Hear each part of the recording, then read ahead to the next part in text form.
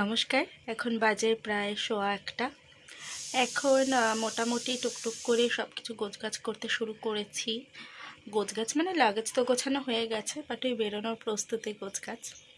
সে সময় খবর এলো যে প্রচণ্ড ট্রাফিক থাকার কারণে আমাদের যে বাস সেটা আসতে কিছু দেরি হচ্ছে।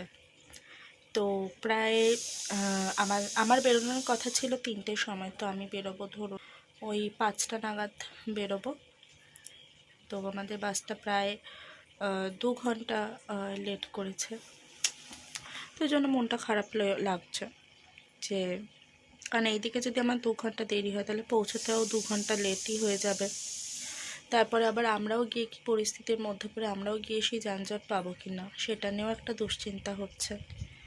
তো দেখা যাক, let's hope for the best. আবার পরে আপডেট দিচ্ছি।